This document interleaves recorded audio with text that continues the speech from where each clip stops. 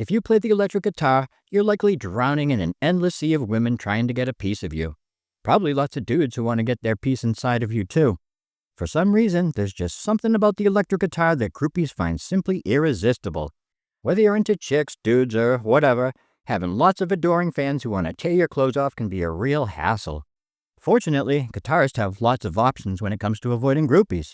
In this video, I'm going to help you make yourself so unattractive to groupies that you'll never turn on anyone or anything, other than maybe your amplifier, ever again. The rules of avoidance. Rule number 1, first contact.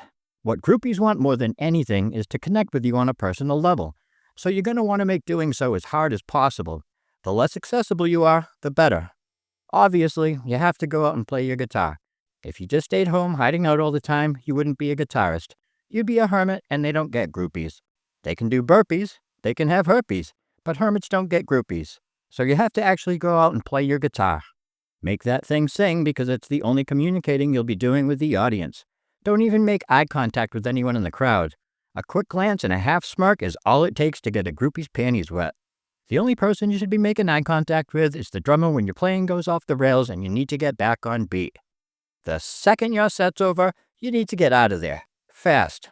No more hanging out after shows, shooting the shit with fans, signing stuff, letting them know how much you appreciate them. Even if you do, you appreciate your privacy more.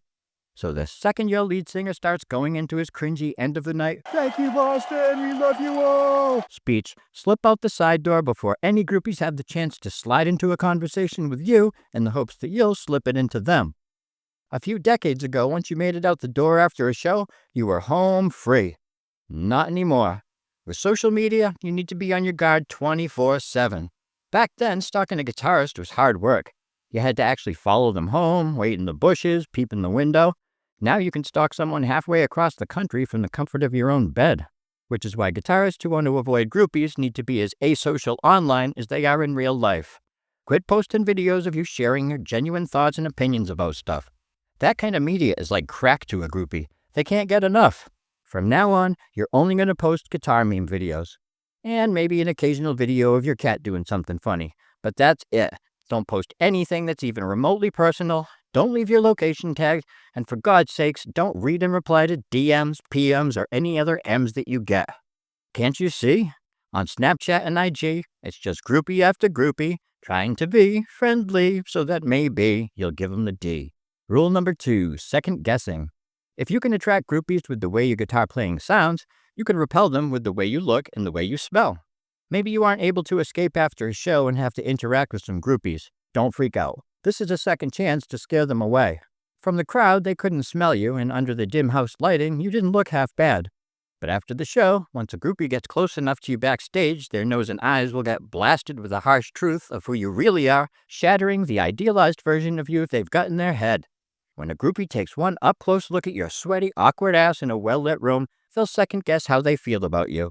And after trying to guess where that disgusting, moldy, unwiped ass smell is coming from, as soon as they realize it's coming from you, there's nothing more you'll have to do. If you're a guitarist who wants to avoid groupies, looking like you just woke up after taking a nap in a dumpster and smelling like a combination of human, horse, cow, and dog shit will ensure that no man or woman will ever want to come within 10 feet of you. The worse you look and the worse you smell, the better you'll be able to avoid groupies. And girlfriends. Or boyfriends. And regular friends. And casual acquaintances. Maybe even some animals.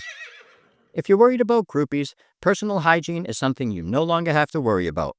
Quit taking showers, throw your toothbrush in the trash, and I guarantee you won't have to be afraid to see another groupie now and for all eternity. Rule number 3, third choice.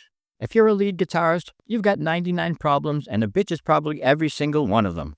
But if you can somehow convince those 99 chicks that you're actually a bass player, 99% of them will immediately disappear like 99 red balloons filled with helium as soon as you let go of them. Now, this trick won't work on a groupie who's a true fan, one who knows the names and instruments of everyone in your band. But for the casual groupie, it can work wonders. This trick works especially well when you're out and about and someone recognizes you. "Hey, you're the lead guitarist of the band I saw at the Middle East on Saturday night, aren't you?" asks some hot chick at the grocery store. She definitely recognizes you, so saying no is only going to make this loopy groupie more snoopy. But don't panic, you can still get out of having to bang this gorgeous young woman. Just tell her that while you are in the band, you're actually the bass player. Then watch her expression grow cold as her panties dry up faster than a small puddle on a hot, sunny day. Since most people don't know the difference between electric, acoustic, and bass guitars, this trick is usually pretty easy to pull off. And then you won't have to pull down your pants and take off your clothes. Even if a woman doesn't consciously know the difference between guitar types, she'll instinctually cringe when you throw the word bass before guitar. That's like evolutionary psychology and shit. It's built into her groupie DNA. If she thinks you're a bassist, she won't want you to spray your DNA into her vajayjay.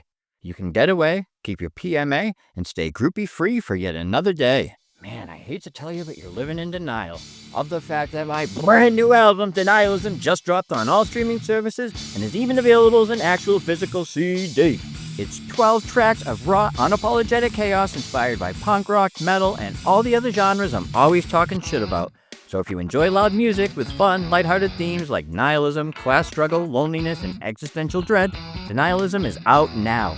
So go stream, download, or buy. I don't care why. Maybe you like me and you want to show your support. Maybe you think I suck and want to hear the album I spent a year producing entirely by myself so you can go and relentlessly make fun of it. Either way, I don't care. Just go stream, download, or buy my new 100% DIY album, Denialism. Link in the description. Rule number 4, fourth down. You know that suspended fourth chord you just played? Well, I don't, and neither does any groupie. The last thing a groupie is going to want to hear is you talking about music theory or your guitar gear. In fact, they don't really want to hear you talk at all. Groupies just want to get you into bed so that they can talk about hooking up with you as they brag to their slutty, like-minded groupie friends.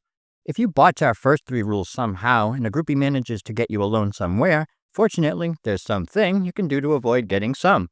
When a groupie gets you alone, she thinks she's at first and goal, but you can easily turn that into fourth and long by going on and on about some suspended fourth chord you played wrong in one of your songs. She'll get confused and likely run along. No groupie wants to hear terms like diminished, sustained, hammer-on, drop D, slide guitar, augmented, or pickups. Unless you're talking about picking up the groupie because you like her augmented breast and want to slide your drop D into her V, hammering away in a sustained fashion until you bust and your lust has diminished. But no matter how much she thinks you rock, enough music theory talk will make any groupie walk. There'll be no threat of getting stalked with this self-imposed cock block. You even have to be careful around groupies with non-musical terms. If you use a word like body, butt, neck, or head, you'd better make sure she knows you're talking about the guitar and not her. In fact, you probably shouldn't use the word head around a groupie at all. No matter the context, she's going to interpret it as you saying you want her to go down on you. Just to be on the safe side, you should never say head and instead use the term headstock even if you're not talking about the guitar and it makes absolutely no sense. Things are really starting to come to a headstock. Don't forget to turn the clocks a headstock. One of my all-time favorite guitarists is Buckethead. Stock. Talking about theory and gear won't necessarily help you avoid groupies. But if you find yourself trapped in a conversation with one or more of them, just ramble on and on about these things and you'll eventually scare off every single last groupie airhead. Stock. Rule number 5, fifth element. Being a guitarist scores you like 100 cool points. That's why groupies love them. But if you can rack up more uncool points than cool ones, you may be able to offset your overall coolness factor, thus making you less desirable to groupies. Are you a science fiction fan? Excellent. That's 50 uncool points right there. Play D&D? Add another 20. How about Call of Duty? That's only 3 uncool points if you're under the age of 30, but 33 points if you're over. If you do enough nerdy, geeky, dorky shit, those uncool points rack up fast. Before long, you'll score so many uncool points that they'll overshadow your coolness points from playing the guitar. You can even incorporate how much of a dork you are into your playing on stage. Wear your Starfleet Academy Cadet in Training t-shirt, keep extra picks on your capo and a fanny pack around your waist, and instead of doing a guitar solo in the middle of the show, whip out a yo-yo and do every trick you know. Groupies will go, whoa, to think I was going to blow that guitarist after the show. Now, I don't know. Maybe I'll throw myself at the drummer Joe. He's certainly less of a nerdy weirdo. At least his arm doesn't show a tattoo of the logo for Nintendo. So, I'm going to forget about giving that guitar player fellatio. Instead, I may lay the drummer while listening to Slayer after the show, because that guitarist's so nerdy and low, he looks like he could be a member of Devo. Being a guitarist is pretty damn cool. 100 points cool. But being a fanny pack wearing, RPG playing, Star Trek convention going, action figure collecting, anime watching, Klingon speaking, cosplaying nerd who's out LARPing in the park every Sunday afternoon as a half wizard, half cleric is like 1,000 points dorky. You do the math. Because I don't do math. Or science. Or any of that other nerdy shit because I'm trying to keep my uncoolness level down. But I'm pretty sure 100 minus 1,000 comes out to less than 0. And that's exactly how many groupies you'll have to deal with if you're such a fucking dork that even being an awesome guitarist in a rock band can't get your coolness factor above 0. You'll be an actionless guitar hero, forever single, leaving all groupie airheads dazed and confused as you escape from the Matrix and live in your own groupie-free world. And now you guitarists know how to avoid groupies. Sometimes it can be a real challenge, but it's worth the effort. Groupies are nothing but trouble. Well, maybe a little fun. Okay, mostly fun. Alright, you got me. Having groupies is fucking awesome. What man or woman wouldn't want thousands of adoring fans throwing themselves at them night after night? Well, the kind who are trying to avoid getting STDs for one. And those who are in committed relationships who don't want to risk fucking it up by banging some skank they just met.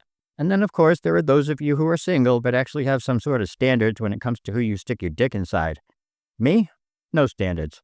Like most guitarists, I'll slip it into any hole of any groupie at any time. Then we can immediately lose interest in each other, she can move on to her next sexual conquest with some other guitarist, and I can make yet another crest to the free clinic. She gets what she wants, I get what I want. Maybe something I don't. But after a course of penicillin, it's all good. Another groupie guitarist win-win situation.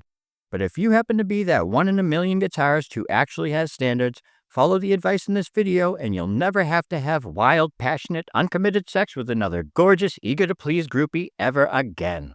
You're so annoying. If you want to hear some of my original music, my new album Denialism just dropped on all streaming services and is even available as an actual physical CD. Link in the description. If you like this shirt, it's available in lots of colors and sizes at musicbsharp.com, along with lots of other funny music-related merch. Link also in the description. And if you want access to special episodes of Music Be Sharp, visit my Patreon page where you can find exclusive content, get early access to regular videos, and more. Now, go listen to my new album Denialism on Spotify, YouTube, or wherever else you listen to music.